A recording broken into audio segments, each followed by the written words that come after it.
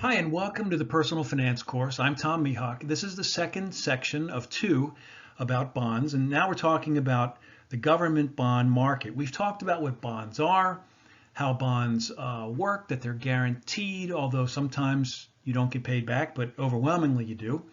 How the very interesting arithmetic of yield to maturity helps you figure out what your rate of return is from when you purchase until maturity of the bond, and how it varies based on interest rates and other things that affect the price of the bond. The government bond market is huge. It's very large. In most years, much larger by multiple than the U.S. stock market. It's extremely liquid. There are many global buyers and sellers. Information flows very quickly in reaction to global events, and prices therefore are affected quickly by events that happen around the globe. Bonds are sold to finance the costs of government, bridges, tunnels, military forces, day-to-day operations, those kinds of things. Government bonds come in bills, notes, and bonds.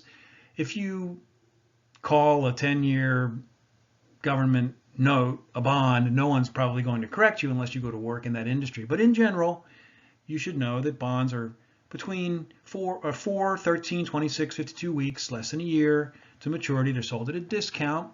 So you might buy at a par of 98 and receive back a par of 100. You impute the rate of return you get, and that's your rate of return. You don't get a coupon. You buy at a discount, and you get back at par value. Notes are 2, 5, 7, and 10-year maturities. Interest is paid every 6 months. The 10-year note is noteworthy because it is a primary indication of the mortgage market. When interest rates are going down and the 10-year bond is going down in its yield, it impacts, not directly, but indirectly. It's a measure because most people don't live for 30 years in their home and keep their mortgage for 30 years. They live there maybe more like 10. And so the 10-year note is a good barometer of mortgage interest rates. And bonds have maturities of 30 years. Interest is paid every 6 months. And it can vary, but in general, every 6 months. Treasury inflation protected securities, TIPS, 5, 10, and 30-year terms. The value is based on the Consumer Price Index, which is a measure of inflation.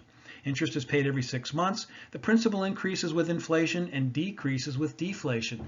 One of the concerns when you buy a bond with a fixed coupon is that if inflation goes up, your 5% coupon inflation goes up, suddenly 10 years, 20 years out into the future, your 5% coupon is worth less. So TIPS increase the value of the principal and pay you greater interest or lesser interest depending on deflation or inflation, and adjust for inflation in the economy. So here's the Treasury yield curve. The Treasury yield curve is a really important measure of the relationship between Treasury yields and time. So in this example, notice that the 1 month is very low. This is as of March 20 of 2020. And in a healthy economy, in general, the yield curve is positively sloping. Notice that the 30-year bond in this example, this is the light blue line at the bottom. The 30-year bond is at 1.5%. These are historically very low rates. As this is being recorded, we're in the middle of this coronavirus outbreak. And so interest rates have been pushed down. They're down because so many people are buying bonds because they're nervous about the markets. When there's great buying, as you know, in any transaction, when there's great demand, prices go up. When there's not much demand, prices go down. When prices go up for bonds, we learned in the first segment of this bond chapter, prices go up, interest rates go down. So interest rates are low now, historic levels for bonds. However, we have a positively sloped curve, which is good. It shows a generally healthy economy. Notice by comparison the March 2019 and the March 2018 curves above, and the darker one, which is the March 2019 curve, is nearly flat. When the yield curve, let's do it for you. When the yield curve goes negative, like this, like that, when the yield curve goes negatively sloped, it's almost always, the last 7 times it's happened in the last 70 or so years, Eventually, a recession came within about 18 months, something like that. And so a positively sloped curve is a sign in general of economic health. The yield curve shows a relationship between lengths of maturity or term and the rates for those terms. Municipal bonds are issued by states, cities, and counties. These bonds are called munis, and they provide funding for schools, sewer systems, roads, bridges, and day-to-day operations. General obligation munis are backed by the municipality that issued them. Larger ones, I presume, that are well run, have more chance of repaying than smaller ones or ones that are poorly run.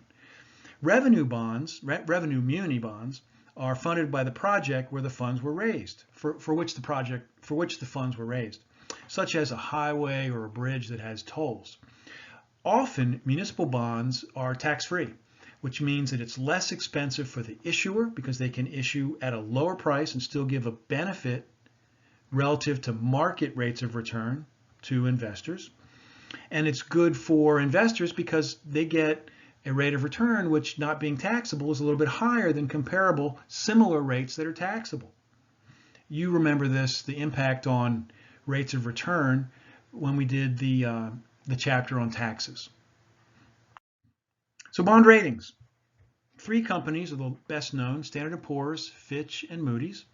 Sample categories, and they're all a little bit different, but they mean the same thing: AAA, AA+, AA, A+, A. Again, each of the 3 companies have slightly different nomenclature, but they mean the same things. BBB and above are considered investment grade. Below BBB are considered less than investment grade. Federal government issues have the highest ratings, followed by munis and then corporates. This is in terms of, think about it, the credit quality, the risk of being repaid. And default rates are shown in the chart on the right of this slide. Notice that AAA default rates in the average, and this is as of, through 1920 through 2008, it says. I couldn't find much good information later than that, but it still gives you a good idea. So AAA, on the average and in recessions, 0% possibility of default. These are for corporate bonds. AA, notice that in recessions, 1% defaulted. And this is why I referred earlier in the slides where, I said your return of principal is guaranteed. You sometimes don't get it back, but you're guaranteed. So overwhelmingly you do. So when you go down to BBB, which is still investment grade, less than BBB is not investment grade, but 3% is in recession. So when economic times are hard is when you see a 3% default rate, meaning 97% of people who own BBB rated bonds were paid back. At that, even in recessions, B rated were paid, 16% defaulted, so 84% were paid back, which is not bad. But you need to be smart and know that if you're buying B rated bonds. The default rate was much lower during typical economies, 5.2%. So duration. Duration measures the sensitivity of a bond or other debt security to a change in interest rates.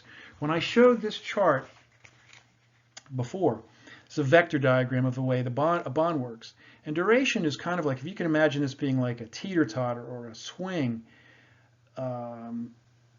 this is the duration is a point kind of like here that balances these vectors. It tells us how long it takes in years for an investor to be repaid the bond's price by the bond's total cash flows. These are the cash flows. These coupon payments, the outflow here, and the return of principal and a coupon payment here. So for example, a duration of 7 means a 1% change in interest rates changes the bond's price by 7%. The longer the maturity, the greater the duration. Comparing 2 otherwise identical bonds, the one with the greater coupon will have the shorter duration. Think about it. A greater coupon means a greater payment here. And so that means that payment to return the price comes back faster. The bond investor gets repaid faster because the coupon payments are higher. And to manage interest rate risk with your bonds, use bonds with shorter maturities and higher coupons. If you're concerned, remember, when interest rates go down, bond prices go up. When interest rates go up, bond prices go down. If you're worried about interest rates going up and bond prices going down, then own shorter maturity bonds. 1 year, 2 year, 3 year, 5 year, something like that. If you're betting that interest rates are going down and you want to make the most money, own a 30-year bond because it's going to have a duration of 22. And so if interest rates go down 1%, its price is going to go up 22%. So be long if you're betting on interest rates going down and the value of the bond going up. That's the use of the term duration.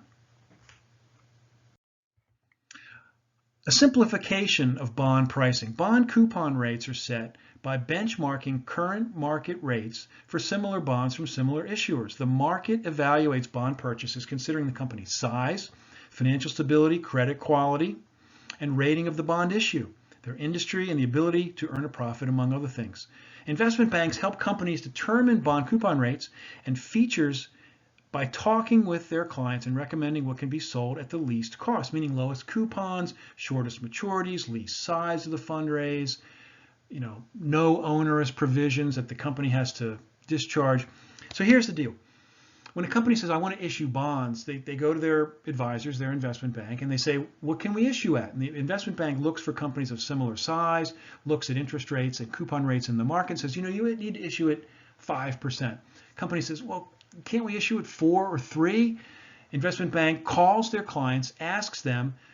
Their clients say 5 would be best. We wouldn't buy at 3. We wouldn't buy at 4, but we might buy at 4 3/4. So the investment bank goes back to their client, to the company, and says, you could issue at 4 3/4. You could sell your bonds that way. And that's the way. And then if interest rates in the market change before the bond is issued, the bond has to be repriced. But companies rely on their investment banks advisors to guide them in figuring out what the coupon rate needs to be and what provisions. Can there be a call provision? Should it be convertible to stock? Those kinds of things. And the industry will describe that in some ways too. What people are used to seeing in terms of features and coupon rates in the industry. All right, bond examples in the market. So here's some examples, Netflix and Microsoft. Notice that for Netflix, its rating, and I'm looking over in the 5th or 6th column over, is B1 or S&P, B+. These are below investment grade. It's the company everyone loves, Netflix. Everyone loves to binge watch Netflix shows, right?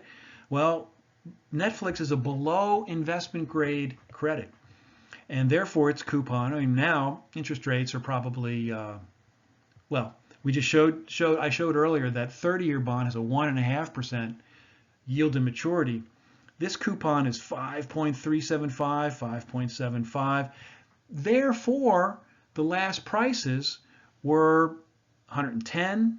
This is par being 100, 108, 109. See them there in the next to last column?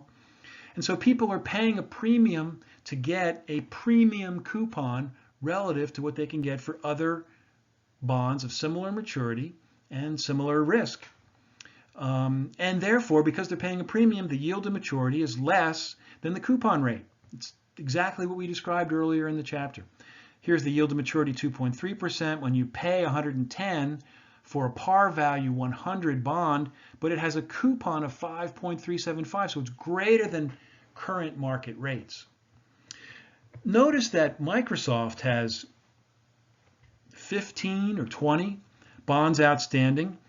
It shows that the description of the type of bond is senior unsecured, so there's no collateral involved. The amount outstanding totals $1,095 million of outstanding debt. And notice these coupons are fairly low. Its rating, by the way, notice in the next to last and the last columns, AAA, AAA, AAA, AAA, A, small double, big A, too little a, big A, too little a. Top ratings category. And as such, the coupons are low.